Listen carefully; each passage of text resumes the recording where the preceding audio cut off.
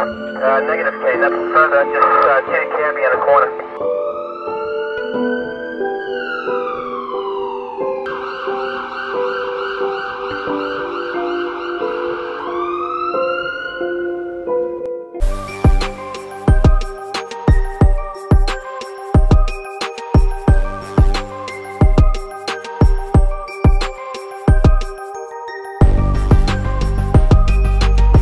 السلام عليكم، أنا ماجد MG.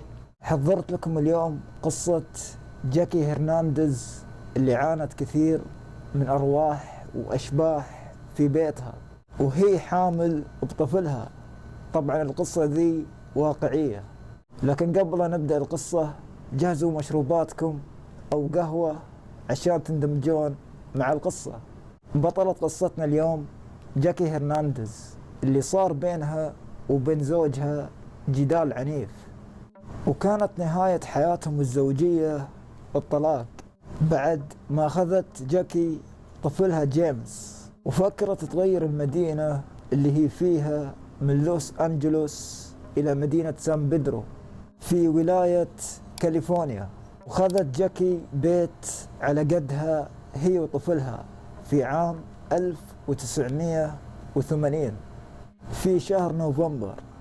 أول ما سكنت جاكي هرنانديز بيتها الجديد حست إن في أحد يتجسس عليها أو يراقبها، بس ما عطت الموضوع أهمية لأنها فكرت تعيش حياة جديدة بعيدة عن المشاكل أو ضغوطات. حياة جاكي كانت سيئة مع الحياة الجديدة لأنها ما تعودت جاكي تسكن بيت لحالها هي وطفلها جيمس اللي يبلغ من عمره 2 وجاكي 23 عام. كانت حياة جاكي حياة صعبة من دون أي وظيفة وما تعرف تلبي احتياجات طفلها جيمس، وفكرت جاكي تتوظف أي وظيفة عشان طفلها الوحيد جيمس.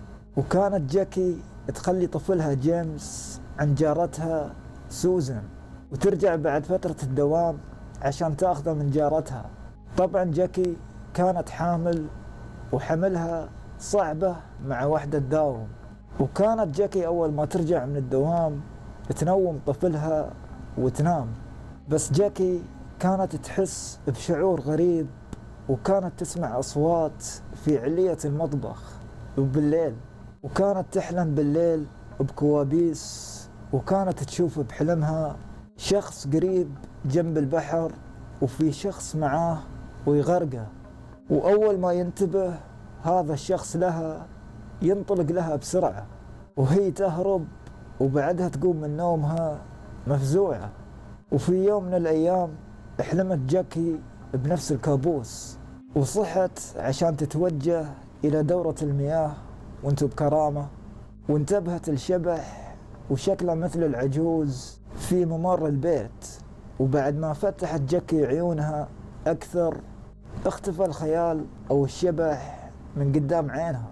والأشياء الغامضة والغريبة في بيت جاكي بدأت تزيد في عام 1889 من شهر فبراير، ومنها بعض أثاث البيت يطير الحالة، وفي الليل تزيد الأصوات اللي دايم تسمعها في الدور الأول في علية المطبخ. وفكرت جاكي تصعد بنفسها الدور الأول عشان تعرف بنفسها إيش مصدر الأصوات اللي دايم تسمعها بالليل.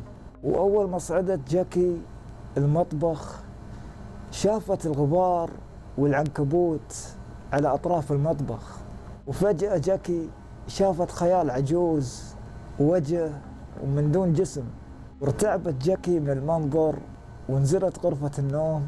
بعدها فكرت جاكي تحكي لجارتها سوزان بالأشياء الغريبة اللي صارت معاها، وسوزان صديقة جاكي ما صدقتها بالبداية وقالت مجرد أوهام، والسبب حياتها والمشاكل اللي كانت تعيشها جاكي.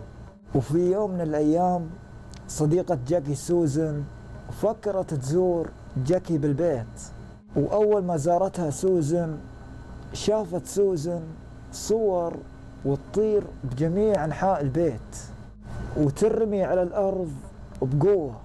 تجمدت سوزان بعدها من شدة الخوف. ومن ضمن الأشياء الغريبة اللي شافتها سوزان نور على شكل دائري ويطير بكل مكان. وتأكدت بعدها سوزان أن جاكي ما كانت تتخيل، وحبت سوزان تنصح جاكي وتخبر زوجها وطليقها عشان يساعدها. وكانت جاكي مترددة تطلب المساعدة من طليقها عشان ما يظن طليقها أن جاكي ترجع علاقتها الزوجية من جديد. وبعد ما خبرت جاكي طليقها بالظواهر الغريبة، نصحها طليقها عشان تستحضر قس عشان يتم طرد الظواهر الغريبة من المنزل. وجابت جاكي القس في بيتها، وبعد لفة بسيطة في البيت قال لها القس إن بيتها سليم وما في أي سبب ويشكل خطورة.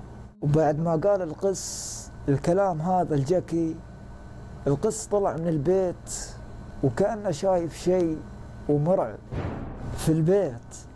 وفي اليوم اللي بعده زارت منظمة رعاية الأطفال جاكي، والسبب شكوى ضدها، وهو بعض تعاطي مخدر، عقاقير، هلوسة، وإنها ما تقدر تربي وترعي طفلها جيمس. وولدت جاكي طفلتها الجديدة وسمتها سامانتا. وبعدها زادت الأشياء المرعبة في البيت، ومن ضمن الأشياء كانت جاكي تشوف ماي لزج على شكل دم وعلى الجدران. والشيء اللي جمد جاكي من الرعب لما كانت جاكي ترتب ثلاجة المطبخ، الكلمات اللي دايم هي على الثلاجة تحولت الكلمات على جملة مرعبة وتحذير الجاكي بنفس الوقت. والجملة هي Get the hell out، ومعنى الكلمة اخرجي من المنزل بحق الجحيم. بعدها افتكرت جاكي ان في احد ويمزح معاها، بس الحاجة الغريبة ان بيت جاكي جميع ابوابها مقفلة واطفالها صغار على مثل كتابة جمل مثل كذا. وحست جاكي ان البيت فيه شيء غير طبيعي، وان مكانها مو بالبيت هذا. وفي يوم من الايام سمعت جاكي صوت غريب جاي من غرفة نوم اطفالها. واول ما دخلت جاكي غرفة اطفالها شافت خيال وشبح مرعب وجالس جنب سرير اطفالها، ويناظر الشبح هذا بنظرات حقد وكراهية. واختفى بعدها الخيال. وفكرت بعدها جاكي تطمن على عيالها، ولاحظت جاكي شيء غريب على جبهة بنتها سامانتا، وهي أثار بقعة ولونها أحمر. وفكرت ثاني يوم جاكي تخبر صديقتها سوزان باللي صار، ونصحتها سوزان صديقتها بشخص اسمه باري تاف. باري تاف هذا يعتبر خبير للظواهر الخارقة للطبيعة في عام 1989. طبعا فريق الخبير للظواهر مكون من 2 مصورين، وباري نفسه، وباري كونارد صانع الأفلام. طبعا فريق باري تاف جهز كاميرات التصوير في بيت جاكي وأجهزة رصد الصوت لتسجيل أي حركة غريبة. وفريق الظواهر الخارقة عمل لقاء صحفي مع صاحبة المنزل جاكي. وبنفس الوقت جاكي هرنانديز خبرت فريق التصوير من الأشياء اللي دايم تعاني منها: الأصوات الغريبة في علية المطبخ، والشبح الخيال اللي دايم يتردد في بيتها ويكون بجنب أطفالها وقت النوم. طبعا طاقم الفريق أخذ لفة على البيت واشتموا ريحة كريهة في البيت، بس للأسف مصدر الروايح الكريهة، ما عرفوا مصدرها جاية من وين. وفكر واحد من فريق التصوير واسمه جيف يصعد لمصدر الشر وهو علية المطبخ، وشاف المكان مهمول وعليه غبار وخيوط العنكبوت. وبعدها جيف حس ان في احد ضربه من الخلف ورمى الكاميرا. بعدها جيف حب ياخذ الكاميرا من على الارض، بس تفاجأ جيف ان احد دفعه من الخلف وطاح من علية المطبخ. وحس جيف وقتها بخوف غير طبيعي، وواجهه بعدها زعيم فريق التصوير باري تاف، وسأل جيف وقال له ايش فيك خايف؟ بعدها رد جيف وقال له اني صعدت علية المطبخ وشفت خيال عجوز وهاجمني واخذ الكاميرا ورماها بعيد، ورماني بعدها من علية المطبخ. طبعا فريق التصوير اخذ عينة من السائل اللزج اللي كان بجميع جدران المنزل، وفعلا السائل اللزج طلع دم حقيقي ودم انسان. طبعا جاكي صاحبة المنزل حبت تتناسى الاشياء الغريبة والغامضة والمرعبة في البيت، وبنفس الوقت ظروفها صعبة وما تخليها تقدر تشتري بيت ثاني غير البيت المشؤوم هذا. وفي يوم من الأيام صارت حاجة غريبة ومرعبة في تاريخ 14 سبتمبر. لفت انتباه جاكي كرة طفلها جيمس تتحرك لحالها ومتوجهة إلى المطبخ وبالليل. ولما حاولت جاكي تاخذ الكرة حست جاكي بيد غير مرئية وتخنقها بقوة في رقبتها. بعدها خافت جاكي وخذت عصاة البيسبول وتوجهت إلى علية المطبخ، وهي كلها خوف ورعب وتبكي وتشتم بالخيال المرعب اللي حاول يخنقها. بعدها جاكي اتصلت وحاولت تطلب المساعدة من باري تاف، بس للأسف اتصال جاكي ما كان واضح وفيه بعض التشويش. Jackie?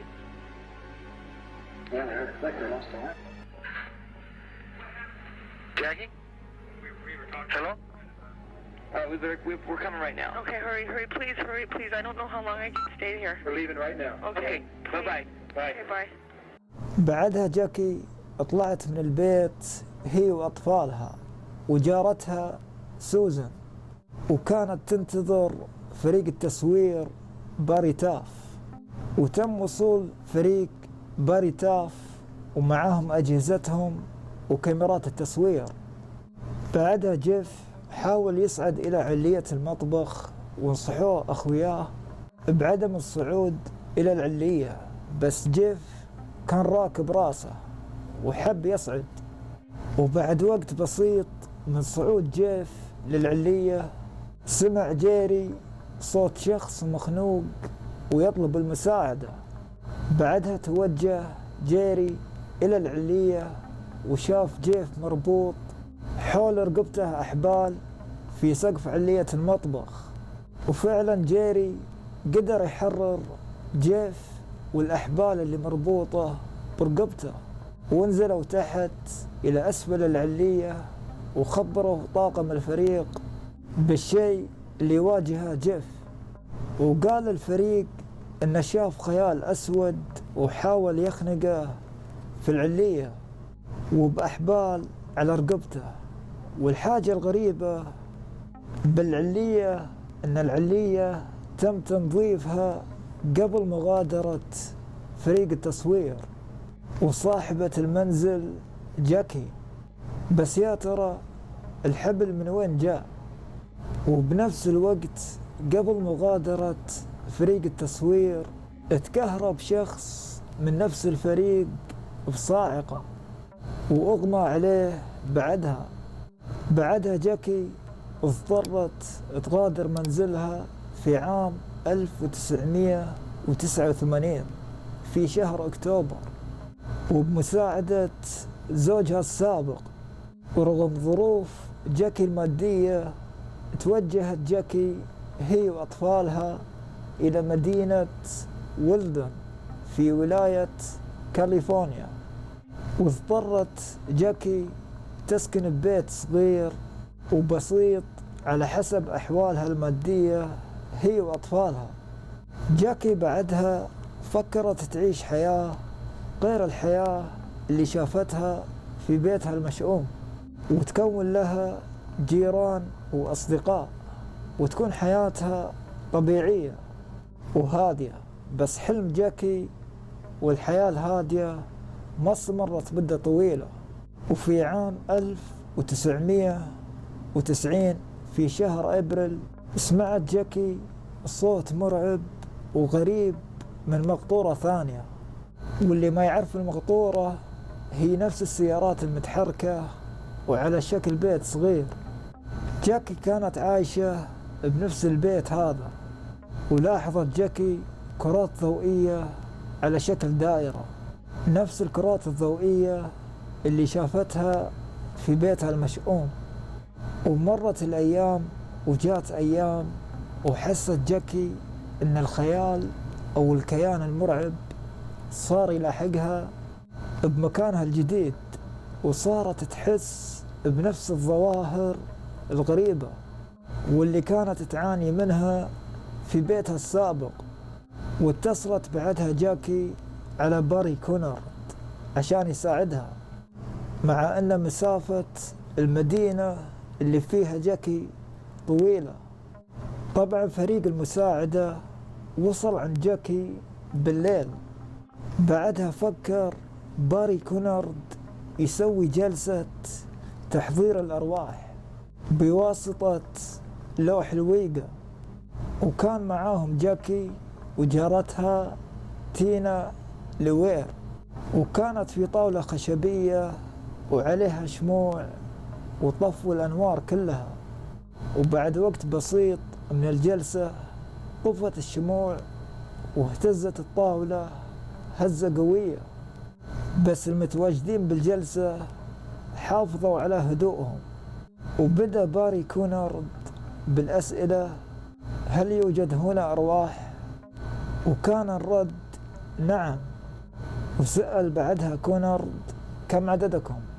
وكان الرد: كثيرون جدا يملؤون السماء. وسأل كونارد: هل مت في منزل سان بيدرو؟ وكان الرد: لا، تم إغراقي. وسأل كونارد: هل عشت في بيت سان بيدرو؟ وكان الرد: لا، بس قاتلي عاش هناك. وبنفس وقت الجلسة الكيان نفسه قال اسمه للموجودين، واسمه هيرمان. كانت ولادته في عام 1912 في مدينة سان بيدرو، وانقتل في عام 1930. واللي يقتله غرقه في خليج سان بيدرو. طبعا اللي ما يعرف، لوح الويقة هو لوح يتم تحضير الأرواح أو الكيان عليه، وخصوصا يكون الوقت ظلام وبوجود شموع، ويتم التخاطب مع الأرواح.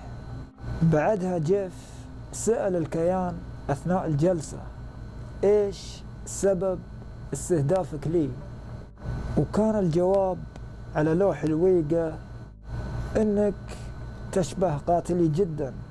بعدها تم دفع جيف بقوة على الجدار.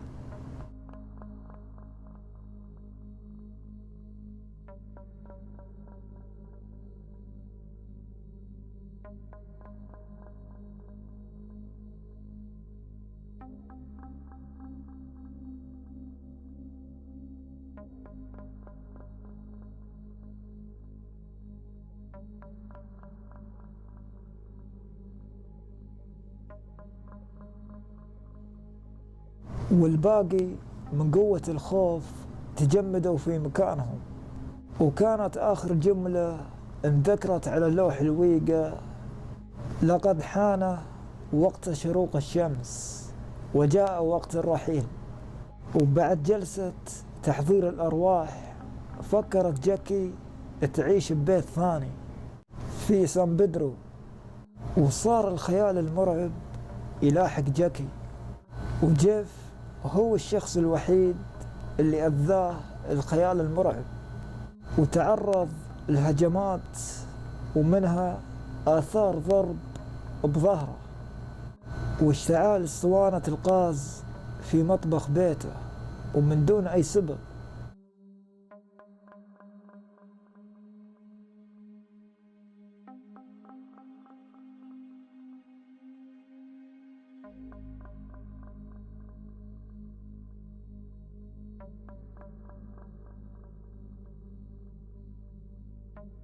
وباري كونارد تكسر قزاز بيته ومن دون أي سبب. وفكر باري كونارد يبحث عن قضية وجريمة البحار هيرمان.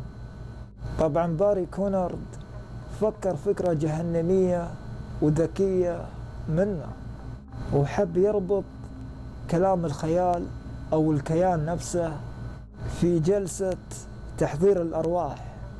واتضح بعد البحث مقتل البحار بأن البحار فعلا مات غرقان في خليج سان بيدرو، وفي عام 1930 في شهر مارس.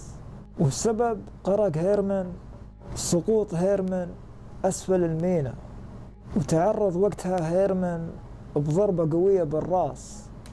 ومن ناحية جاكي هرنانديز كانت جاكي مؤمنة بوجود أرواح كثيرة، وفكرت جاكي تتبع الكرات الضوئية، ووصلتها بعدها الكرات الضوئية إلى مقبرة حول بيتها المشؤوم، وعند قبر ومكتوب عليه اسم، والاسم جون ديمون. طبعا جون هذا كان كبير بالسن وعجوز، وهو صاحب البيت اللي كانت جاكي ساكنة فيه، واللي تعرضت للأشياء الغريبة والغامضة. ومرت الأيام وصارت الأشياء الغريبة والغامضة تختفي من الكل بالتدريج، ومنزل جاكي هرنانديز صار مهجور ومهمول مدة طويلة ولا أحد سكن فيه. طبعا القصة دي واقعية ونزل لها فيلم وثائقي بسبب معاناة جاكي هرنانديز مع الأرواح والكيان المرعب اللي ظل يلاحقها من مكان إلى مكان، والسبب رجل ميت، وظلت روحه تنتقم من الجميع. وأتوقع سبب اختفاء الظواهر الغريبة من ملاحقة جاكي بالتدريج هو ترك البيت ومغادرته، لأن البيت فيه روح ميت. وبس والله وصلنا لنهاية فيديو اليوم وقصة اليوم. إذا عجبتك القصة يا ليت تعطيها إعجاب ولايك، وإذا أنت مو مشترك بالقناة اشترك بالقناة وفعل زر التنبيهات عشان يوصلك كل فيديو جديد. واشوفكم على خير بالفيديو الجاي.